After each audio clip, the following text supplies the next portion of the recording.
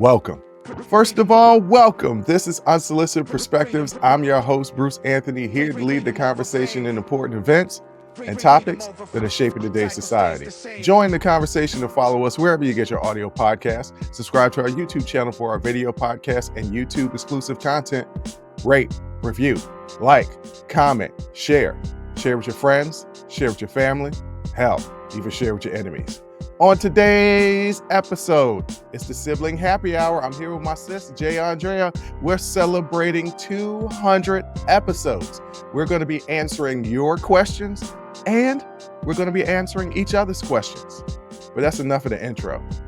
Let's get to the show.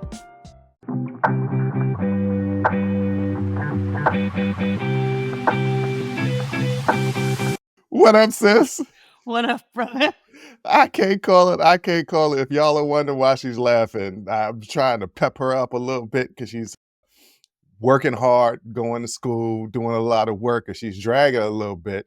So I took a little sip of the scissor and made a face just to get her to start laughing to get her ready for this. The thing is, I clicked away from our video to look at the rundown, and all I heard was, and I was like, "What?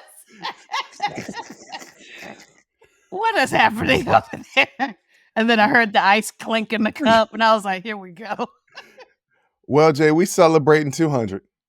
I can't believe it. I'm so excited. This is awesome. 200 episodes. People have been, we posted on social media. I've been getting congratulations and stuff on that. And so, like, I'm very proud of us. We should be very proud of ourselves and each other. This is awesome. All right. So, ladies and gentlemen, this episode, we are definitely letting you into our dynamic. And also, by the way, there are like 10 questions that we're going to be asking ourselves. Y'all not getting all those questions. Why? Because some of those questions are super personal and we're going to put them on the After Hours Uncensored. So once again, we're promoting our After Hours Uncensored where we continue on what will be the third segment. But this is a difference between me and my sister. She is obviously super excited for this episode. She gets up and pats herself on the back and congratulations. We did it. This is something to cherish and say that this is an accomplishment. Yeah. I'm like, all right, let's get this over with and then move on to the next episode. That's just I don't because you don't like answering questions. Be like, yeah, no, this is pretty cool. That's because you don't like answering questions. Yeah, you're right. I don't like answering questions, but that's not solely the reason. It's also just because, I mean, it's like I expected to be here. Yeah. So to me, yes, it's an accomplishment. But what the hell else did I set out to do? Right. So it's kind of like me not being excited when I graduated high school and college. It was their mom and dad was like, you should be excited. And I'm just like, well, I'm supposed to do this. I went to college. But I mean, just because you're supposed to hit certain milestones, like you're supposed to walk eventually, right? Like if you can. So when a baby does it, we celebrate those milestones because hitting them is still an accomplishment, even if you feel like that's what you're supposed to be doing. Hitting those milestones is still an accomplishment because there are a lot of people who don't. There are so many podcasts, I mean, got to be thousands, that don't make it to 100 episodes. And so the fact that we've made it to 200, like you do have to stop a little bit and say, wow, that's really an accomplishment because a lot of podcasts don't make it. I get it. Stop and smell the roses. Like take time to enjoy the process. Right. I get it. But it's hard for me to get like super excited. I recognize this is an accomplishment. I do. But also the hubris in me is like, yeah, no, I'm supposed to do this. Like this is not an accomplishment to me because this is what I was supposed to do. But I get it. Not quite like, hubris, but I get it. We mean it is hubris, like extreme confidence in oneself. That's what hubris means. That's the definition of hubris. Not quite. No, I know this for a fact. That is definitely the definition of hubris.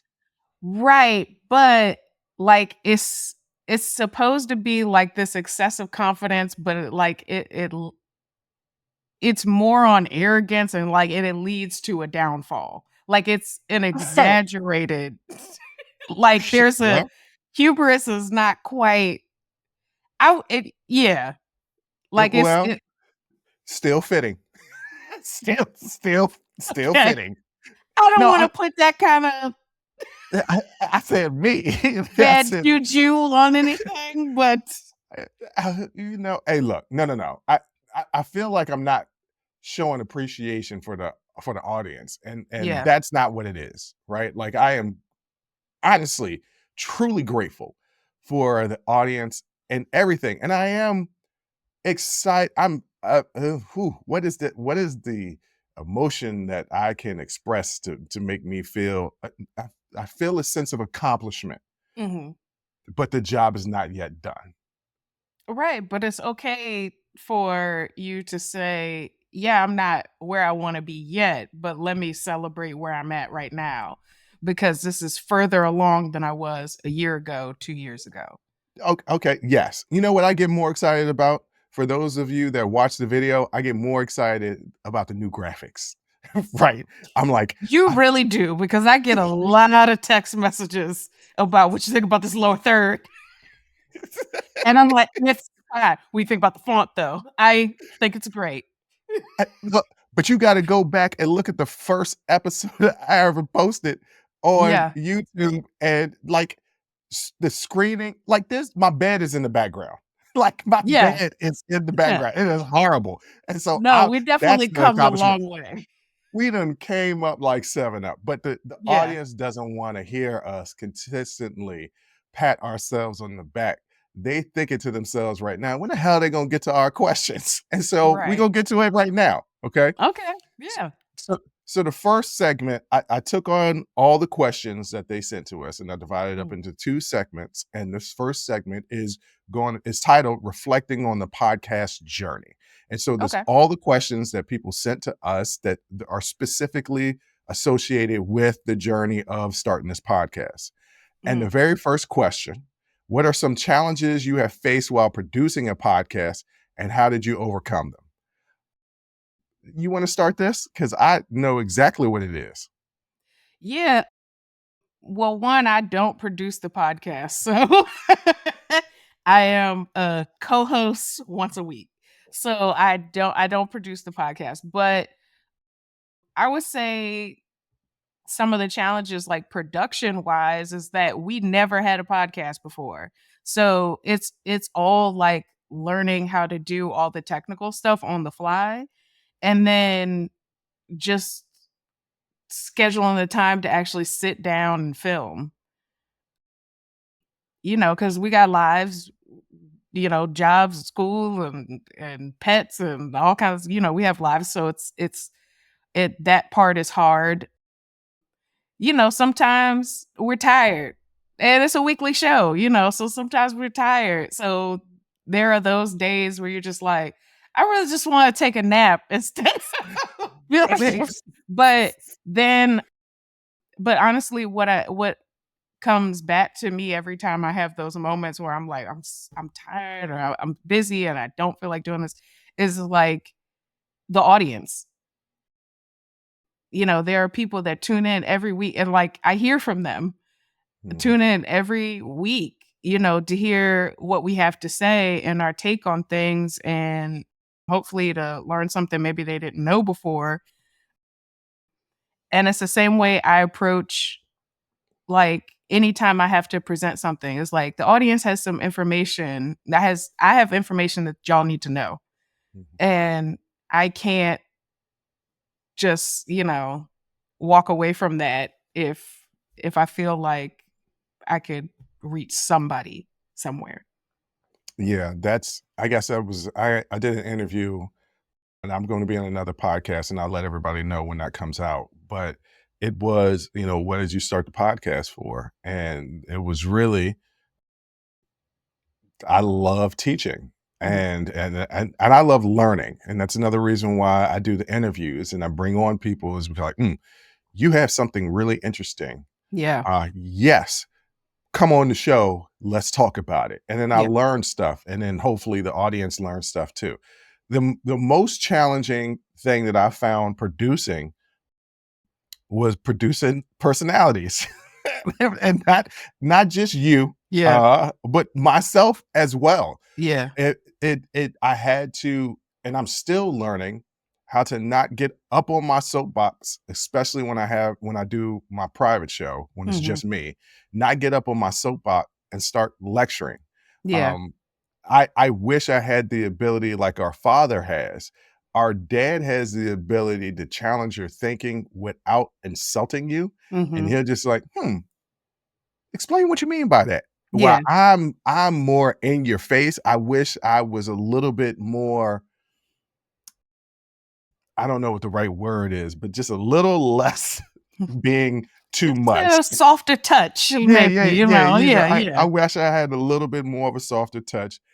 Producing the challenge in producing, especially during the election, was maintaining my sanity. Yeah. Um, because there's information and content that people are coming to us and they want to hear our perspectives. It's not unsolicited.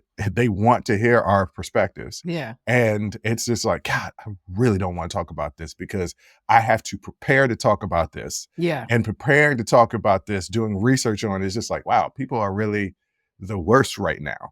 Yeah. And so that's challenging of producing the podcast. But post production can be challenging at times. But that's also like I get a kick out of it. You've been telling me Yeah. for the longest when we started, it was like, hey, you gonna have to hand that off. And I'm like, I don't know. I kind of like it. Yeah. I don't know if I'm gonna hand that off. I kind of I like doing mean, it. eventually, I would love for us to have a producer so that we don't have to, especially you, don't have to do this stuff. But you're absolutely right. I think probably the biggest challenge is the emotional labor sometimes that we put Hmm. up with, especially topics that hit close to home or we just know are affecting a lot of people. Like, I know that this president is, I Mm. can't even say the word because it just the person occupying the White House is what I've been saying. That it is just I mean, I've known people who have lost their jobs. I know people whose jobs might be in jeopardy because they work in DEI, things like that. So it's really hitting close to home. So that emotional labor sometimes is a lot. Yeah. Yeah. It's a lot. All right. So that answers that question. Next question. How long did it take for you to grow your audience to its current size and what strategies worked best for you? It took us 2 years to grow it because it's still growing. Yeah. It's still growing. Yeah. I would say year 1 to 2 was our explosion, Mhm. especially on YouTube, but not just that, just the streams from the audio. Yeah. Just so many downloads from all over the world. How did they find us?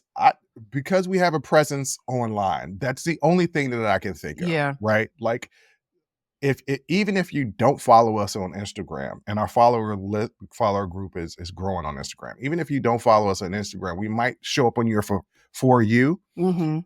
And then I know personally, sometimes people show up on my for you page for not only Instagram, TikTok, and YouTube, and then I might actually go search them out. I might Google search them to find out what's going on. Mhm. And then, oh, wait a minute, they got a whole show. Well, let me just click on the show. Oh, wait a minute, that show was pretty good. And Yeah. that's how I've personally followed people that have podcasts or YouTube shows. So, Same. I the best strategy is just putting ourselves out there on every platform. Yeah. Like the only platform that we ain't really popping on, that we ain't really present on is X. That's Mhm. pretty much it. Everything else we popping on, or not popping, we on. We're on. So Yeah. yeah, so that's how we pretty much grown our audience. And then making sure that I feature you. That's how we grow our audience. I say all the time. I'm the straight man, Yeah. you the star. And I'm completely okay with that because everybody knows you're hilarious. So yes, that's how we've grown to our Again, current ladies and size. gentlemen, I am not a comedian, nor am I a comedic actress or anything like that. I'm actually just saying what's in my head. everybody's laughing at it, but I'm actually very serious. So I don't know where it comes from that people are like, "Oh, Johnny, you're so funny." I'm like, "Am I? All right." Yeah. Well, that's where we get that honestly. Everybody Yeah, always says, and that Bruce, you funny. And I'm like, yeah, but I'm not joking. I'm not joking. I'm not joking. And then as far as growing the audience, it's about constantly posting, Hmm. getting yourself out there. The best way to grow your audience, do that first show. Right. Do the first show, just film it. It's gonna be bad. It's okay. It's gonna be bad. It's okay. Just keep doing it and keep up the consistency. And then, Bruce you finds little ways to now we have the YouTube exclusives and we have the behind the scenes stuff. We have all that stuff. Like find little ways to keep pushing content out there. People will see it and it will catch on. The Just reason why you have to keep up the consistency. the reason why I'm laughing, ladies and gentlemen, if you're watching the video, is because it's to the detriment of my sister that I keep pushing stuff. Well, it just She's got 1 day to film. And yeah, I'm like, well, you might as well block off a couple of hours because we're gonna go to work. that's exactly what happens. And we film a lot in this couple hours chunk of time that I have. But I mean, but all of those things are gonna keep growing the audience. And so it's just about consistency and keep it going. Like keep pushing content out there. People will see it and Yeah, they'll catch on. absolutely. All right. Next question. What is one piece of advice you would give to your younger selves when you started the podcast? So the younger selves was just 2 years It ago. was just 2 years ago. But two Which years feels like a long time. I wasn't in my 40s 2 years ago. No, you sure the hell weren't. I So was, but you yeah. weren't. Yeah. Um Advice I would give to myself, probably to believe in us and our dynamic and this idea more. You know what I mean? Because every time we hit some sort of milestone, I was shocked. And, and I'm like, I wish I had, you know, believed in the power of our voices more. Mm, And so maybe I would have pushed myself a little more in the beginning. But I feel like I caught on and I caught up to it. yeah. No, once again, you just started a show. What advice would Still I don't give? agree to that. Yeah, I do. What would I give the younger self? Bruce, go back 2 years ago. Don't get the cheap equipment. Mhm. That's number one. Yeah. Don't try to cut corners on costs. It's going to cost. Mhm. And then do some practice runs. Like before you record your first video podcast, record a whole video podcast just for you to figure out what you want to do with it Yeah. and then go with it. Yeah. And then like do a little bit more research, watch way more YouTube videos to pick up tips on how to do graphics and what graphics that you want. What's the right timing for graphics? Just basically editing stuff.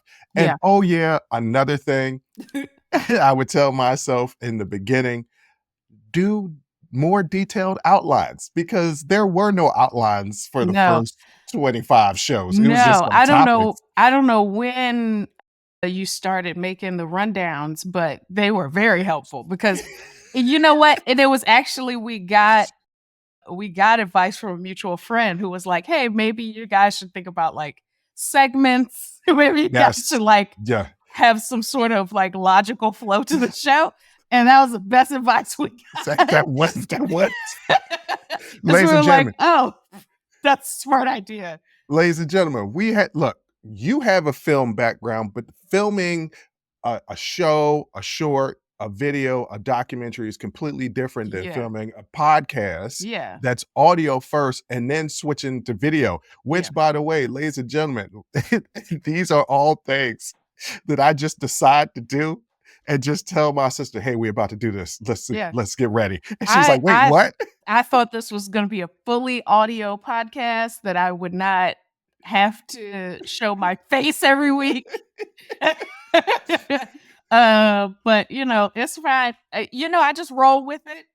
I just roll with it. Every week it feels like we got something new that you've added on, and I just say, okay.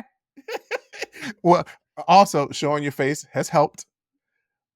Showing our faces has helped the audience growth because I know for a fact one person who watches the show, Mhm. specifically watches the show because they said, "You and I agree on a lot of things, and your sister is fine." I was like, "Oh, okay. Well, thank you for watching the show. Thank you for watching. I I appreciate appreciate that as well. Thank you for it." watching. Okay. What's the biggest disagreement you've had while podcasting, and how did you resolve it? I know exactly what it was. Yeah, I, tell me because I don't know. it was a disagreement on a topic, and the Okay. topic was me still listening to bad boy music. Yeah. Yeah. You were extremely disappointed in me. And there was another topic that we had that we got into it, and people left comments and they was like, "Y'all don't fight." And we was like, "What? This just a Yes, we normal do. conversation." I was like, "We fight, but this is like a normal That conversation." was And just a normal conversation. No, us fighting is very different. Like us fighting is very different. But no, we're not gonna always 100% agree. I do remember that. I can't remember what the topic was. can't remember what the topic was either. Um, but I was probably disappointed in you in some way. Yeah, no, I mean, yes, some of my viewpoints, you'd be disappointed. Mhm. You'd be disappointed in me for a couple of different things. One, the misogyny still is not out of me. So Well, you that's like, tough. It's tough. yeah, I get it. you'd be like, there you go, right there. There it is. And then there's sometimes when you're like, no, you don't need to look at the other side. This is the right side and just Yeah. focus on that. And I'm like, well, but maybe. You'd be like, no, don't do that.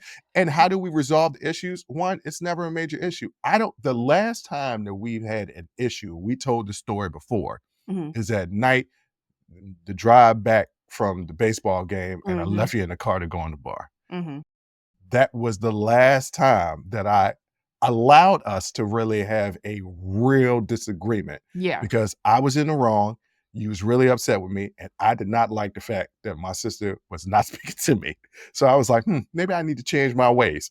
So we don't really have we have not gotten into a knockdown drag out since Mhm. then, and that was well over 20 years ago. Yeah.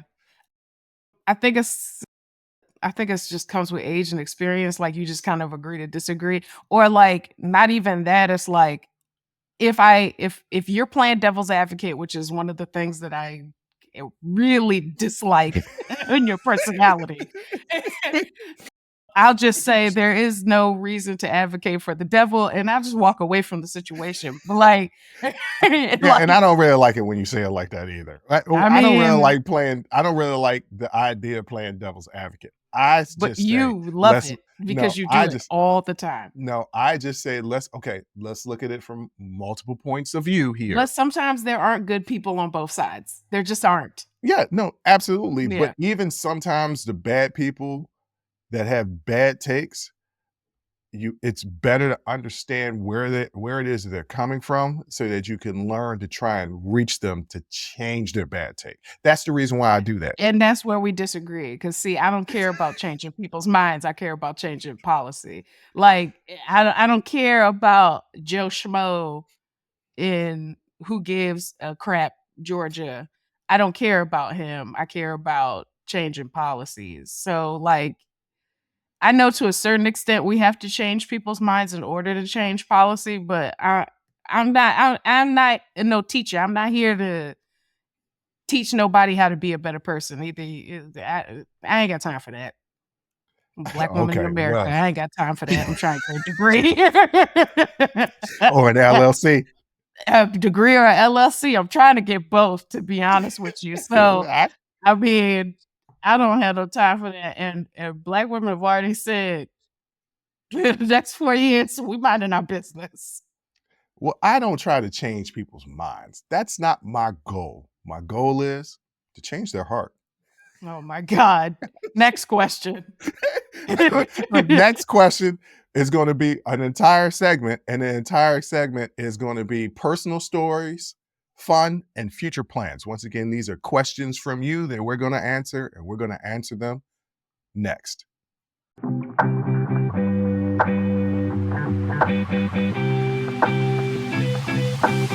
All right, Jay. Now we're in the personal stories, fun, and future plans segment. Mhm. Once again, these are all the questions from the audience. And one of the first questions is, who is the most influential person in your life and how did they impact you? I'll let you start with this. Is it have to be some so the question is who is the most influential person in my life? So I assume this is like somebody I know. Yeah, it's the most. Okay, you're getting real literal and technical. What's the most influential person in your life? It somebody I know? It can be anybody. What's the most? Anybody? Yes. Prince. Oh,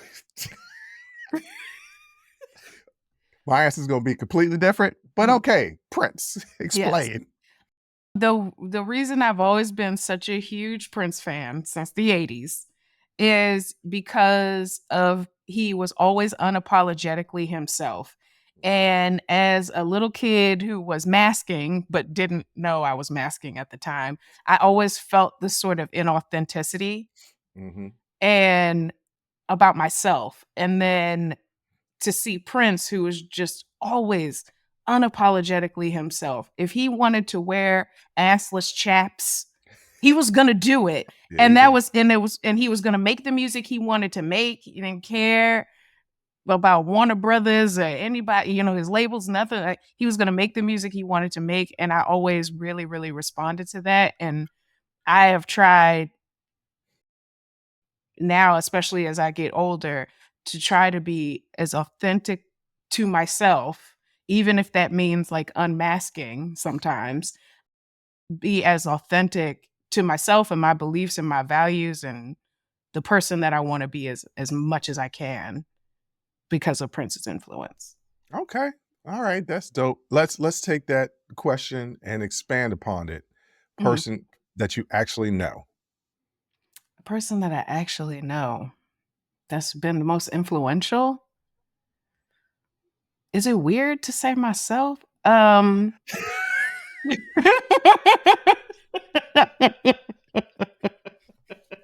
I can't stand you sometimes. I swear. Ladies and gentlemen, sometimes I can't stand my sister. I swear. Um, because I just always been a kind of person where it's like I'm I'm gonna do what I want to do. Mm, And so I it's not that I don't take other people's opinions and things into account. I do. I'll call people and ask like, "Hey, what's your advice on this?" mhm, And if I'm talking about people that I actually call and get their advice, I mean, it's going to be our parents, it's mhm, you, our brother, my closest friends. It's more of like a community of people, but at the same time, it's like, okay, what do I think and what do I feel is right in this situation and go with that. I got to listen to myself mm. over all of the cacophony of voices. I have to listen to myself ultimately. But I mean, I go to other people for advice and things like that, but ultimately I'm going to listen to myself and my own heart. The cacophony of voices, ladies and gentlemen. Don't even listen to them. No, no. I mean, that's dope. That's dope. Yeah. For me, the people that I know, the most influential people that I know, it's not a person, it's two people, and it's mom and dad. Mhm. For me, especially as I've gotten older, at the time, I didn't realize the example that they were setting Yeah. and the example of a work ethic, Yeah. right, and a grind Mhm. and a sense of, yeah, we're gonna go and accomplish this. This is what I plan. There hasn't been a thing that they said that they were going to do that they didn't. Well, no, there have been things, but I'm Yeah. talking about accomplishments. The There hasn't accomplishments, yeah. there hasn't been a thing that they said that they were going to do that they didn't accomplish. Right. Right. And so seeing that, going back to the top of the show, it was like, okay, I'm going to start a podcast. Yeah, I expect to get to 200 shows, Mhm. right? Like, why would I not expect that? Right. Because I come from two people that say, yeah, I'm going to go to college. And even though I have a kid, oh, wait a minute, two kids, oh, wait a minute, three kids, and we're in our early 20s and we might be on welfare. Yes, I'm going to get myself out of this situation and still become successful. How could I not look at that Yeah. growing up and absorb that, whether it was conscious or subconscious? And then now being older and looking back, just being like, yo, how the hell did y'all do that? I'm 44 years old. I don't know that I could do it now. Yeah. And they were half of my age. Yeah. So that they've always influenced me. Now, if you want to talk about people that I don't know that have influenced me, Mhm. this is going to sound weird, but it's two people. It's Cameron and Bernie Mac. Okay. Cameron. Now Bernie Mac I get, because I don't know too many people that love Bernie Mac more than you do. Look, but I'm interested in how Cameron figures into this. Is this pink? very much because of Prince, right? It's the same exact thing. Mm-hmm. Cameron started wearing pink, and it was during an era where you're like, you can't do that. It was during such machismo, such masculinity, such toxic masculinity Mm-hmm. of things that you couldn't do, that Prince, mind you, what had been doing Right. for the longest time. But I wasn't as big of a Prince fan. I was a Michael Jackson fan. And even Michael was kind of doing something similar to that. But it was still like, I'm not going to mimic my life after Michael Jackson. I'm listening to 90s hip hop, Yeah. and it is gutter. Yeah. And then Cameron comes out there dressing very Harlem. That's the thing. Very Yes. Harlem. Yes. Dressing fly, want to be like goateed up, haircut up, and just being like, they used to call me a pretty boy when I was younger, and that was a negative, backhanded compliment. Mm-hmm. Cameron was out here is like, call me that because my goal is to get women. And I was like, that's my goal too. That's what I want to do too. Right. Like, and Cameron is out here popping and get mad respect in the streets. That okay, so I can be everything that I want to be and still be myself and Yeah. not think that I'm less. So Cameron and Bernie Mac, just because he told it like it is. He was unfiltered, said what he wanted to say, but he was a good, by all interviews of people that knew him, Yeah. just a good, kind, decent person that you knew where you stood with him. He wasn't going to lie to you. He wasn't going to cheat you. He was just going to be not to make a gender, but just be a man or just be a solid person about how they represented. And that influenced me. Yeah. And he did it his way. Yeah. And I was like, yeah, I'm going to do things my way. Either it's going to work out or not work out, but it's going to be on my terms. Yeah. You can be a part of this business and still maintain your kindness. Yes. And your individuality. Mm-hmm. Uh, And I read this. I didn't know this, but Cameron actually went to Pantone and created his own color, and it's called Killer Pink. Well, I need to get me a couple of shirts and Killer Pink. No, he started his own podcast. It's successful. Not everything he does, I agree with. Okay. Yeah. But there are elements of him that I'm just like, yo, that's a dope dude. Okay. What's their favorite funny story to tell people? I know what mine is. My favorite funny story to tell people. Gosh, there's so many. They always have to do with you. It's never, well, it's one well, story. what is yours? And then My funny story is when I threw the cup at your head. Well, I it's knew two. you were gonna say that. I knew you were gonna talk about that cup. I knew it. I said, and he better not talk about that damn cup that he threw at my head. And sure enough, here you go with that damn cup.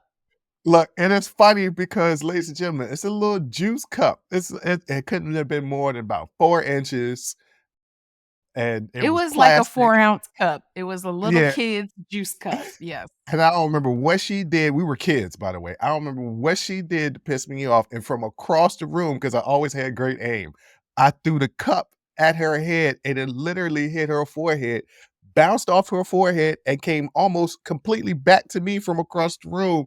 And at first, she wanted to start crying, but I couldn't stop bringing up how far back it came back to me, and everybody had to start laughing. I'm sorry.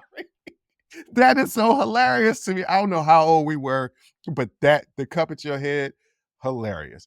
And then our brother running into the screen door. Like Yeah. that. Yeah. Our brother running into the screen door, and the movers that were moving us into the place was telling us not to laugh at him. And all four of us just literally falling out on the ground because he ran into that door. I Which, think by the that way, I think mine is probably the baseball game when he got hit.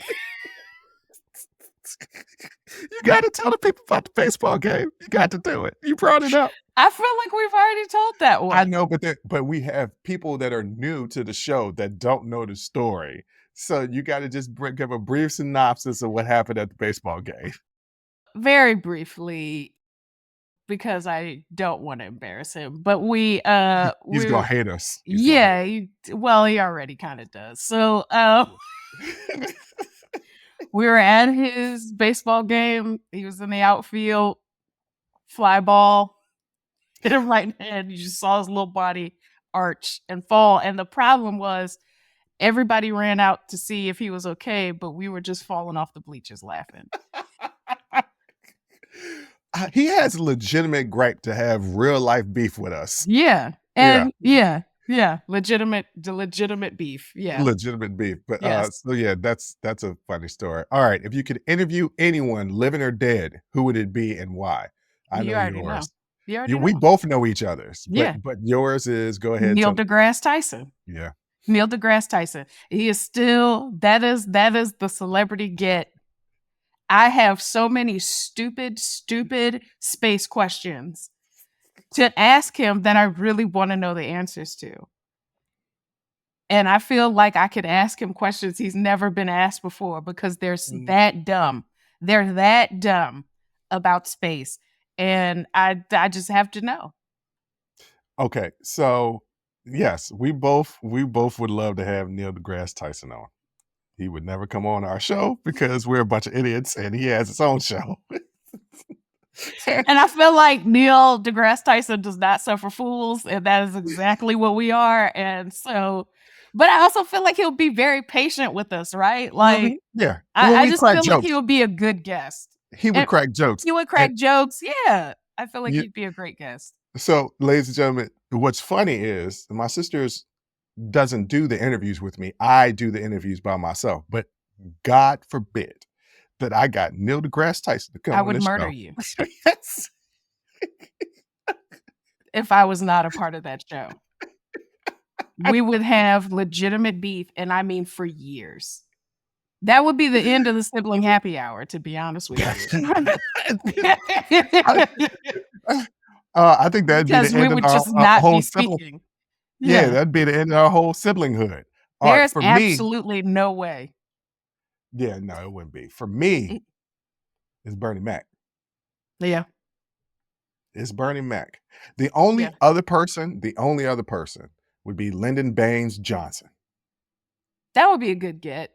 Yeah. Yeah, if I could talk to Lyndon Baines Johnson, my favorite president of all time, to me, the greatest president, and also Richard Nixon said the greatest legislative president of the 20th century. Mm. I mean, think about all the great presidents that we had in the 20th century. We had FDR, we had Teddy Roosevelt, we had, I mean, they want to say Kennedy, I mean, we had LBJ, Mhm. we had, I mean, I guess you could put Clinton up there, I guess. I think Herbert Walker was a better president, but let's move on. But no, Lyndon Baines Johnson. So those are, for a lot of people out there, they'd be like, oh, I get Bernie Mac, but Bruce, why LBJ? He's my favorite president. I'm a historian. Look him up. Let me tell you something. That man was a force of nature, the greatest and most important president that we've had since Lincoln. Mhm. Since Lincoln. Okay. Yeah. This was submitted, and I thought this was an interesting question when it was submitted. Which sibling is the grumpiest? I think the natural inclination is to say our younger brother, but I actually don't think that that's correct. I think it depends on the circumstance. I would say I'm grumpy like 80% of the time. waking you up before you're ready to get up.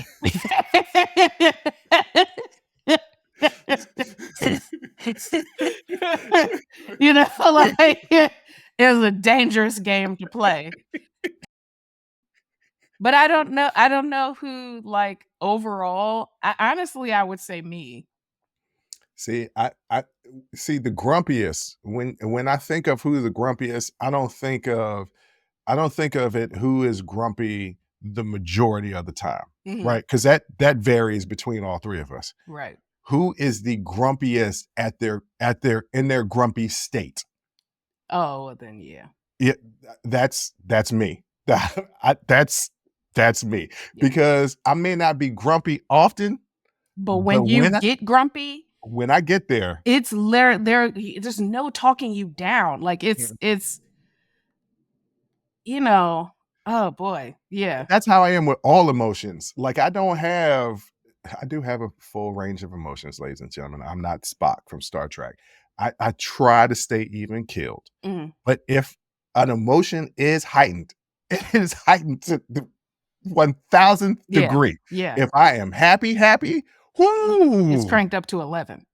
If I am emotional, whoo! So Yeah. when we say who's the grumpiest, like if there was a gauge Yeah. and this person then hit the grumpiest meter and you can't get any more grumpier than that, Mhm. that would be me, ladies and gentlemen. Yeah. Yes, yeah. And my sister is right. Don't wake me Yes. up before it's time for me to get up. I don't have no problem getting up in the morning. When I wake myself up, Right.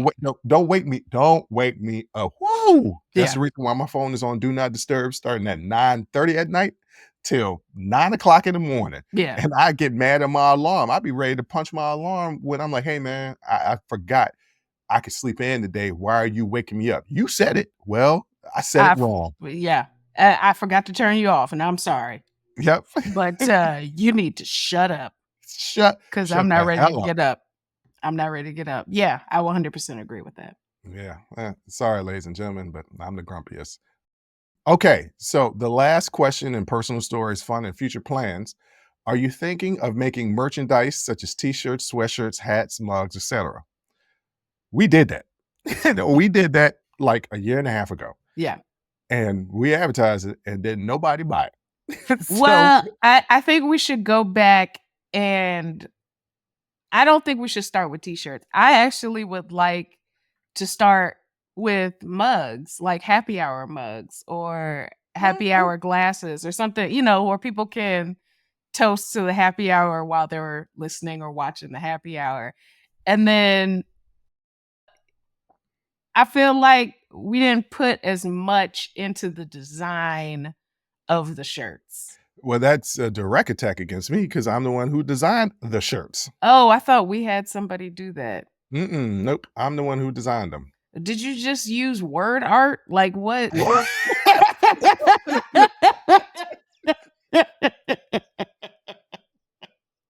I can't stand you. I swear. Oh. 'Cause I went to a company and Mhm. I put the logo and I designed the font and everything and I moved it around and yeah. So Okay. when I sent it, people were like, "Yeah, I want to get one," and then nobody bought it, and then it Yeah. costs me money to have the store up and running. So Yeah. okay, this is what I tell the people out there. First of all,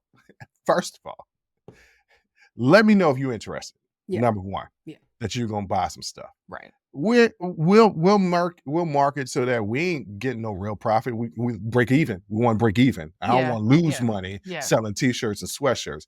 But like I'll sell merch. If y'all is serious about it, I will sell some merch. I will put the store back on the website and y'all can buy it. Y'all can buy it directly from the website. It'll come straight to your home. I had it all set up and ready to go. And if y'all want some different designs and stuff, my sister came out with some glasses, I'll examine it. And you know what? I tell you what, give me give me a couple weeks and it'll be up and running again. And y'all can go ahead and get some stuff. And we design some more stuff because I already got some Yeah. stuff out there.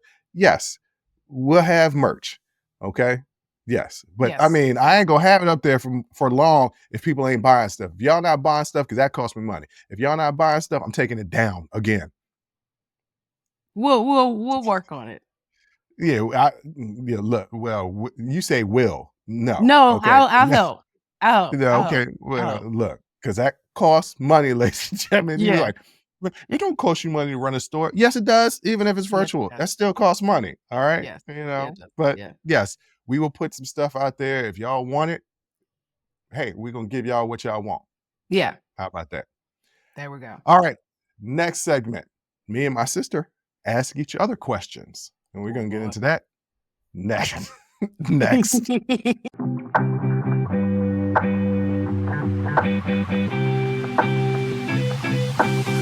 All right, for the final segment, it's the siblings. It's me and my sister asking each other questions. This was actually your idea. You sent Mhm. me something and you was like, "We should talk about this on the podcast." And I was like, "This is really good."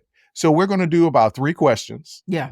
that obviously is going to take up about 15 minutes because that's how we do. Mhm. But there are 15 questions. Are we going to get to all of them? Probably not. We're going to do 3 on the show, and then the others we're going to do on our after hours show. That's the After Hours Uncensored on our Patreon page at patreon.com/unsolicited perspectives that you can get for $5 a month. Now, some people are tripping because it's $5 a month. Let me explain it to you. It's $5 a month for 2 hours of content. And what else can you get $5 with? You can't get extra value meal from McDonald's for $5. No, Not no more. not no more. You can't get you no liquor. You can't get no 6-pack. You can't get no bottle of wine. Well, you can get a bottle of wine from You Aldi. can. You can do that. Yeah. You can't really put gas in your car to go nowhere for any length of time. And you can get home on $5. Right. That far. You might be able to get a carton of eggs, maybe. Maybe. You A won't be able half to dozen. a half dozen. You won't be able to get more than 2 things of Gatorade Zero with $5. That's pretty That's much it. specific. Yeah. You can you can get 2 bags of Harris Teeter kettle chips, but you need some change for the tax because it's $2.50 for 2 bags. So really Mhm. you can only get 1 bag and maybe a Snapple, Maybe. maybe a Snapple. So for $5 a month, 2 hours of content. If you guys want to hear more of these questions, we're going to be doing right after this. After we finish filming this, we're going to be filming that. Mhm. It'll be up on Monday night. So, a matter of fact, it's already up. If you're listening or watching the show, it's already up. Yeah. You can go and listen and watch it. So there it is. But Jay, what is your favorite memory of us? Me and you, those rides back to Howard when I was a Yeah. freshman in college at Howard University, and you were at the University of Maryland, and we would go home on weekends to do laundry, just have moms cooking, just, because it was just a metro ride, you know. Mhm. So, and you would take me back to school. And now before that, we weren't that close. Mm-mm. And that we and that on those rides, just like joking, making jokes together and stuff like that, I realized, hey, this guy's kind of funny. We have a very similar sense of humor. He's all right. And honestly, that's when I started to like you. Always loved me, but that's when you started to like Always loved you. Always loved you. But that's when I started to like you. yeah. And then I think that's when you stopped seeing me as your little sister. Mhm. And I just became your sister, and that changed the dynamic of our relationship. You stopped being so bossy. Yeah. Cause like we're both in college at this point. Mhm. So, we're both getting into adulthood. So Yeah, so I have 2 favorite memories. That and when we were younger. So, I wanna talk about the rides. Ladies and gentlemen, y'all have to understand, me and my sister are 4 years apart, mhm, and that's when we get to this big age, that's not that big of a difference. But right. when you're younger, we only went to elementary school together for a little bit. Other Mhm, than that, we were never in school together, unlike her and our brother who are a year and a half apart. They're almost twins, mhm, almost like mhm, they've always been around each other. So the siblings have been, it was me off to my own oftentimes. Like when we lived in places and we all had our own bedroom, my bedroom was always downstairs. I was always separated from everybody. Yeah. emotionally, mentally, and physically, Yeah. like, just separated. Yeah. So and I was the oldest sibling, which meant that I was the 3rd parent, whether I wanted to be or not. Just because our parents are so young, that responsibility was kinda heaped on me. So, you and our brother was like, all he does is boss us around, and I did. Mhm. I'm extremely selfish and was, still am in some regards, selfish. So, those rides, just as you're learning about me, I'm learning about you. Mhm. And if you remember, I was a huge advocate for you to go to that university. Yeah. Huge Yeah. advocate for you to go to that university. And whatever you needed to be successful, because I was champion you, I was going to do it.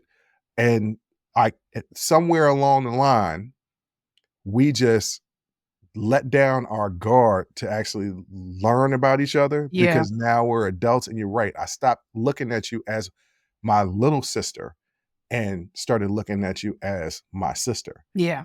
um so yes, there's that. But also for me, you and our brother don't have the fondest memories that I do for this, Mhm. but when we used to do brother and sister day when we were really, really young. We do have fond memories of that. Well, okay. I'm talking about really young, when we were still living in Lynchburg, Mhm. like when we were little kids. And Mhm. it would be something that I always wanted to do because I didn't know any better to incorporate things that y'all wanted to do. I was just like, I just want to hang out with what I thought at that time, my little brother and sister. Yeah. And I want to spend time with them because I begged mom and dad for y'all. Yeah.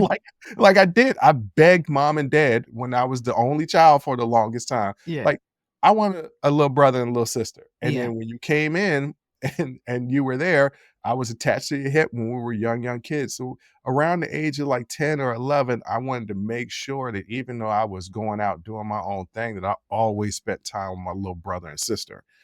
So I have really fond memories of that. And then those car rides. Those car Mhm. rides is when we became like tight. Yeah. Yeah. That's when we became tight, because I still remember some of them ads for the chicken wings. Yeah. You want chicken? You want chicken done right? Come on down to Cluck You Chicken. That wasn't even a chicken spot. It That wasn't was even it was like another chicken spot. it It was was another chicken carry out. And I can't remember the name of that chicken carry out, I mean, either, but but we came up with a ton of commercials. ton of ads for that. For Yeah. just all the businesses that are down Georgia Avenue. We just kept coming up with ideas for those. Because we weren't that cool, we probably did not come up for ads for the strip clubs, because there was 2 No. strip clubs No. that we passed by, and I was just like, I'm not touching that with a 10-foot pole." Like, Yeah. Yeah. now I don't now I can Now do we'll it. do it. Now we do, but I'll back do it. then, no, Back then, probably not. No, baby no, steps, no, baby no. steps. Yeah. And then Uh, us working together at Hard Rock. yes. I think we got even closer when I started working there. So You those hated me a are little bit there too. because again, you went back into kind of like bossy mode. First of all of y'all got on my nerves because y'all will all come to my host stand and complain about who I sat in your section. Or you were in the weeds or something, and I sat somebody. Listen, my job is hard too, okay? Don't keep coming up to this host stand with complaints. I'm gonna send you back crying. I never went back crying. But I was not nice because y'all would get on my nerves. And I'd be like, y'all get the hell away from my host stand. No, but that was a fun time too. Yeah. That was, because that was the time. The drive is when we got to know each other. Hard Rock is actually, there were times we actually got to hang Yeah. like hang out. Yes. Cause but there was still me being overprotective, being like, "Are you drinking too fast? Just slow down, just Even sip." though you were the one buying me the drinks. Yeah, I know, but you was drinking too fast. You still drink too fast, matter of fact. You do everything fast. You drive fast, you drink fast. I Like, don't drive just that slow fast down. anmore. Oh, okay, And getting I older. realized the other day I was at 10 and 2, and I was like, what am I doing? Like, I'm not even driving cool right now. Now you get older, you You get just older, wanna you get just on like, station. and I was leaning so close to the steering wheel, I was like, why am You I can't see. driving like this? You Because can't see. what I was trying to see. And I was like, I can't drive. Why am I driving like this? It's ridiculous. All right. What is something that you got away with as a kid? So oh boy, somebody's up. So we got into a lot of shenanigans. I always had a lot of great ideas, genius ideas, honestly. And one of my best ideas was stairs luge. And stair luge is just what it sounds like. It's a luge, but you're on the stairs. So I would put our younger brother in a bucket and I would push that bucket down the stairs. Well, one time our stairs in our old house used to curve at the bottom. Mm. And one time he went right into that wall. He went right into the wall and there was a huge hole in the wall. So what we did is we went up to the attic and we got extra wallpaper that we had, and we lined that wallpaper up. I mean, because it was like a striped wallpaper, and we lined it up perfectly, taped it up. Our parents never knew until we were getting ready to move, and they were changing the wallpaper, and they took the old wallpaper down and found this gigantic hole in the wall that they never knew was there. 1, how big was the hole? 2, how long was that hole there? Years, and it had to be at least a foot across. Jesus. It was a gigantic hole. And we just covered it up with the spare wallpaper and nobody knew for years. I mean, You years. you and that's another thing about doing this show. The more we've done this show is the more I've learned about you and our brother's shenanigans. Yeah. Like y'all was out here living a life. Yeah. Living a life. We were up to stuff Yes. all the time. We were Uh, always up to stuff. Yes. what did I get away with as a kid? Nothing. Nothing. Because I was the first. So that Yeah. means they was on me all the time. Mom and dad was watching me all the time. I didn't have free time to not do nothing. And then when I did have free time, guess what? I was watching y'all. So there was nothing that I could sneak around and get and do. Now, the, I wasn't a kid. I was older. Yeah. And when I say older, I mean senior in high school, before drinking age. Mhm. And there was a rule in the house that dad was like, look, turn 16. I don't mind y'all drinking. You do it in the house, I'll get you whatever you want. We'll do it in the house. Don't leave this house. And Yeah. I was like, cool, deal. I left that house. Yeah. I, I left that. My bedroom was downstairs. Everybody go to sleep. Yeah. Guess what? I'm leaving that house. Yeah. But also, our dad had super hearing. Super hearing. Mhm. He had hearing like Superman, Mhm. so he would always hear something going on Yeah. and being like, "Hey, what's going on?" And if I wasn't there, trouble. But Yeah. like as a kid, nothing. But also, I was kind of like a good kid. I didn't want to break no rules. Man, I was a shady kid. I always had some scheme. Yeah, Kids Olympics. We've already Mhm. gone over that. Mhm. All right. Last question. And once again, if y'all want more of the questions, After Hours Uncensored on our Patreon page. Yep. How do you think our upbringing has influenced the people we are today? Significantly. You know, one of the main things that I talk about, like, in my life is the fact that I will go and find the information that I don't know. Mm, And that came from both of our parents, our dad, like, fostering an analytical mind, making us read the paper and then reporting on it and, like, asking us questions and trying to get our thoughts on whatever article that we read. And the fact that when I would go and ask mom, what does this word mean? Or what is this? Or that is that? And her response was always look it up.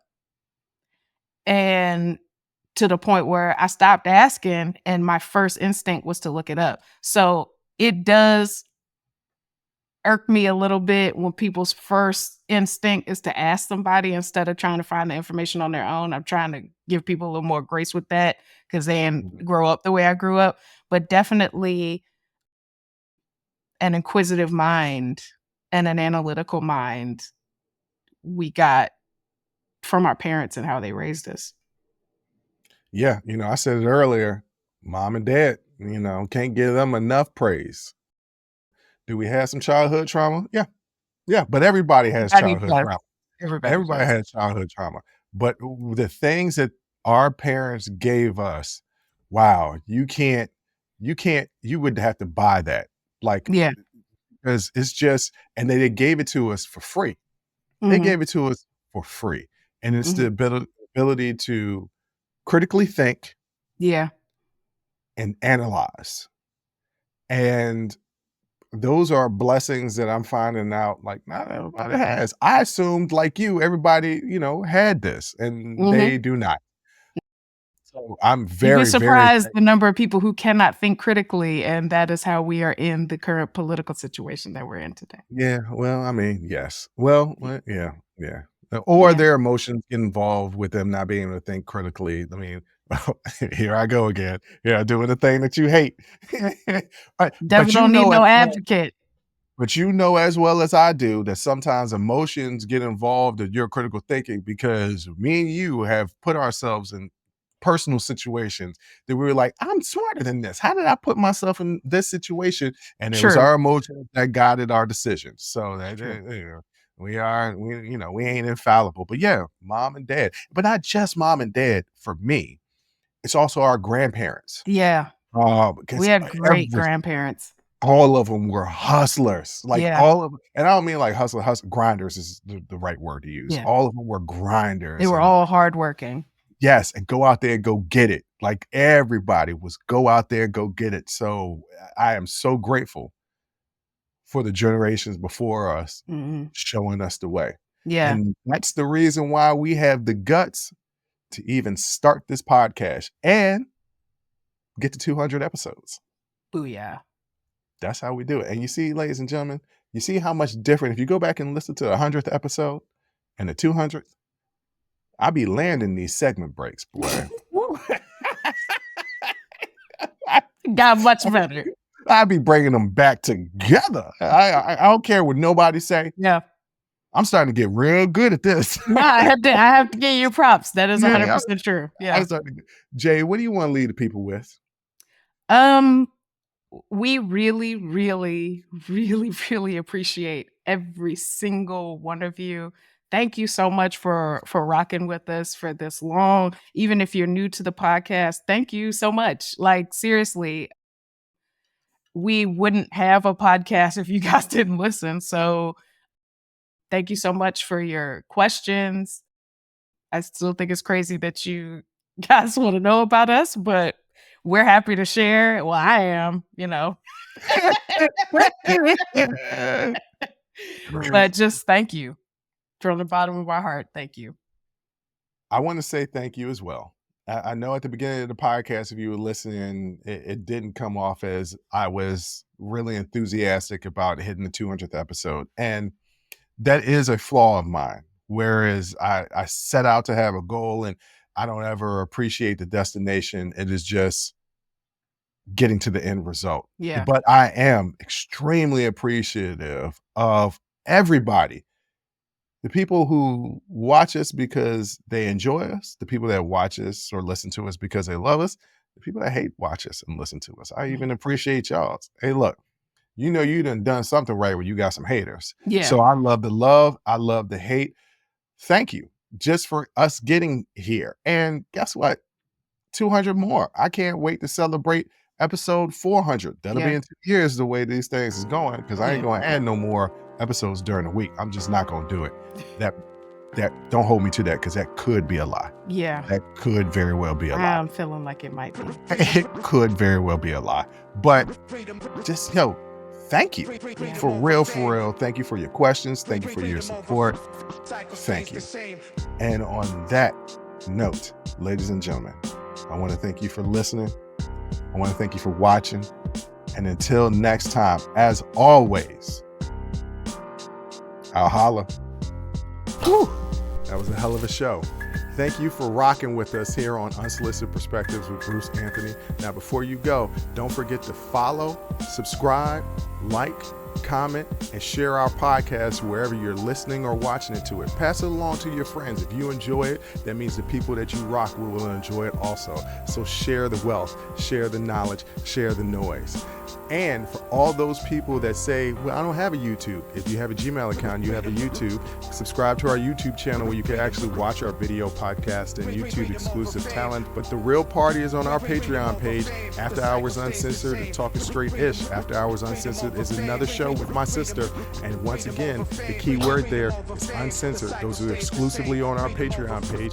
Jump onto our website at unsolicitedperspectives.com for all things us. That's where you can get all of our audio, video, our blogs, and even buy our merch. And if you're really feeling genuine and want to help us out, you can donate on our donations page. Donations go strictly to improving our software and hardware so we can keep giving you guys good content that you can clearly listen to and that you can clearly see. So any donation would be appreciative. Most importantly, I want to say thank you for listening and watching and supporting us. And I'll catch you next time. Audi 5000. Peace.